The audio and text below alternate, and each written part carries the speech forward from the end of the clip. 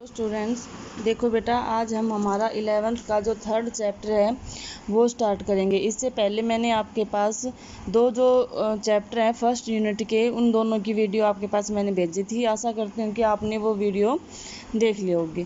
ठीक है, उसके बाद आज हम 3rd चैप्टर स्टार्ट करते हैं और जिसका नाम क्या है, उसका नेम है प्लांट किंगडम। 3rd जो चैप्टर है उसका नेम है प्लांट किंगडम। ठीक है, प्लांट किंगडम मीन्स इससे पहले हमने बायोलॉजिकल क्लासिफिकेशन किया था। बायोलॉजिकल क्लासिफिकेशन का मतलब ये है कि ऑर्गेनिज्म जो अर्थ के ऊपर शुरुआत में प्रेजेंट थे, धीरे धीरे जिनका इवोल्यूशन हुआ, उन सभी को एक कैटेगरी में डालना ज़रूरी था। क्योंकि अगर उनकी अलग अलग कैटेगरी नहीं बनाई जाती तो बिना कैटेगरी के किसी भी ऑर्गेनिज्म को, जैसे कि अगर स्कूल में बच्चे हैं और अगर हम उनको बिना नेम के, अगर नेम नहीं पता, क्लास नहीं पता, तो हम उस पूरी स्ट्रेंथ में से उन बच्चों को कैसे पुकारेंगे।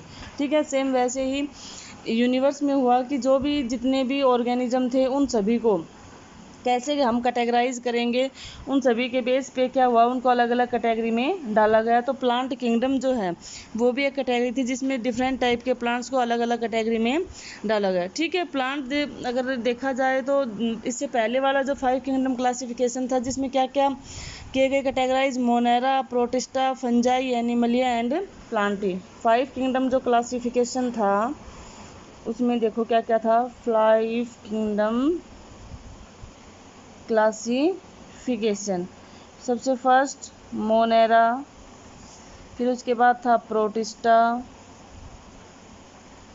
3rd नंबर पे क्या था, मोनेरा, प्रोटिस्टा, फंजाई, उसके बाद प्लांटी और उसके बाद एट लास्ट एनिमलिया किंगडम। ये 3 क्या थे, अलग अलग 5 क्या थे, अलग अलग किंगडम थे जिनको क्या किया गया, कैटेगराइज किया गया। ठीक है, अब ये जो पहले वाले 3 हैं उनको हम 2nd चैप्टर में ही पढ़ लेते हैं, जिसको बायोलॉजिकल क्लासिफिकेशन बोलते हैं। उसके बाद स्टार्ट होता है प्लांटी किंगडम। अब प्लांट जो होते हैं उनको क्या बोला जाता है, प्लांट को नॉर्मली प्लांटी को ही प्लांटी किंगडम बोल देते हैं।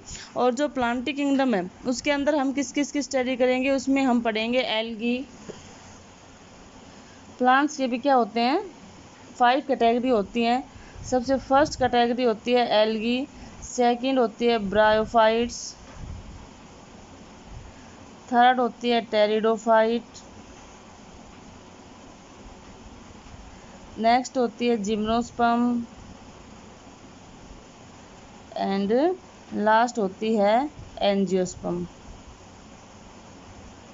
ठीक है, एल्गी, ब्रायो, टेरिडो, जिम्नो एंड एंजियोस्पर्म, ये सारे क्या होते हैं, अलग अलग प्लांट किंगडम के क्या हैं, किंगडम है। ठीक है, अब इन सभी को हम बारी बारी क्या करेंगे, स्टडी करेंगे। देखो, 2 टाइप का क्लासिफिकेशन होता है। फर्स्ट जो क्लासिफिकेशन होता है that is known as artificial, और जो नेक्स्ट होता है उसको बोलते हैं नेचुरल क्लासिफिकेशन। ठीक है, आर्टिफिशियल क्लासिफिकेशन का क्या मतलब होता है, आर्टिफिशियल क्लासिफिकेशन का मतलब होता है जिसके अंदर हम केवल आउटर मोस्ट या एक्सटर्नल जो फीचर्स होते हैं उन्हीं को देख कर क्या करें, जब हम स्टडी करते हैं तो उनको क्या बोलते हैं, आर्टिफिशियल। और जो नेचुरल क्लासिफिकेशन होता है उसके अंदर हम करेक्टर को एक दूसरे से आपस में डिस्टिंग्विश करके, अब देखो ग्रीन कलर है, अब ग्रीन कलर तो सभी प्लांट में मिलेगा, उस ग्रीन कलर को देख के तो हम किसी प्लांट को अलग कैटेगरी में रख नहीं सकते।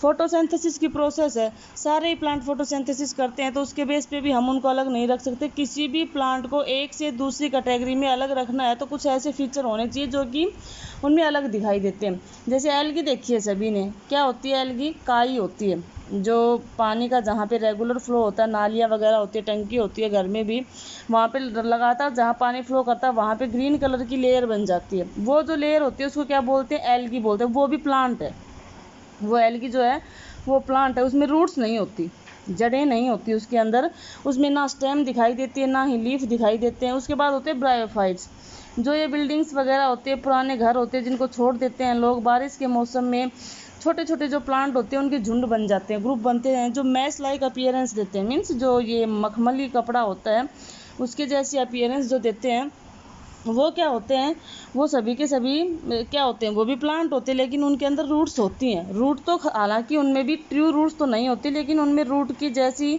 कुछ स्ट्रक्चर होते हैं जो सपोर्ट देने का काम करते हैं, जिनको क्या बोल देते हैं, रहिजोइड्स बोल देते हैं, ये प्रेजेंट होते हैं उनमें। फिर आते हैं टेरिडो, टेरिडो में रूट होती हैं, वैस्कुलर बंडल बन जाते हैं, जो हमने 9th में भी पढ़े होते हैं। जाइलम और जो फ्लोएम होते हैं प्लांट टिश्यू जो होते हैं वो बनने स्टार्ट हो जाते हैं। फिर जिम्नो होते हैं, जिम्नो जो झाड़ियाँ वगैरह होती है, जो लंबे लंबे पेड़ होते हैं, लेकिन जिम्नो जो होते हैं उनके ऊपर फ्रूट्स कम लगते हैं, फ्रूट्स नहीं लगते हैं, ठीक है, मतलब फ्लावर नहीं होते। और एंजियोस्पर्म की जो कैटेगरी होती है वो फ्लावरिंग प्लांट होते हैं। तो ये क्या हो गए, सारे एक दूसरे से अलग हो गए।